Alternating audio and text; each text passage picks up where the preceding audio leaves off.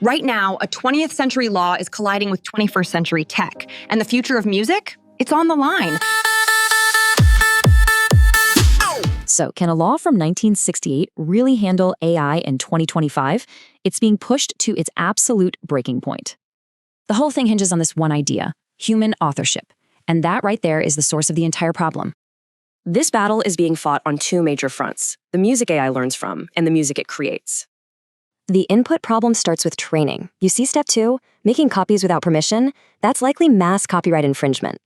So, if a human is in control, they get the copyright. But when AI creates a song, it's probably totally unprotected. We all saw this with that viral fake Drake track. It set off huge alarms about stealing an artist's voice. All this uncertainty has sparked a major policy showdown, splitting key government advisory groups right down the middle. All right, so you've got two sides. The Productivity Commission wants to prioritize tech innovation above all else. They argue their plan could add a massive $116 billion to the economy. But there's a catch for creators. The music industry's reaction was brutal.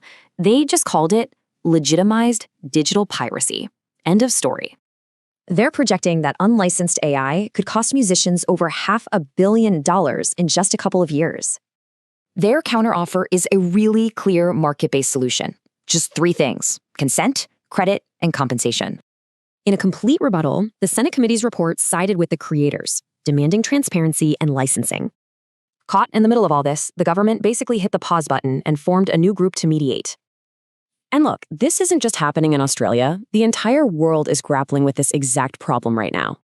The US is fighting it out in court, while the EU is already writing the rulebook with its new AI Act. This actually puts Australia in a pretty smart spot. They can watch, learn, and then pick the best ideas. A broad, free-for-all for AI seems politically dead, but doing nothing just isn't sustainable for anyone. For creators, the strategy is pretty clear. Stay united, actively protect your work, and keep the pressure on.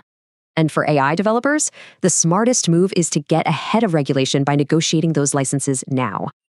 So the law on the books is the same, but this whole debate has forced a recognition that things have to change. This whole conflict is basically the necessary first step toward the biggest evolution of copyright law in a generation.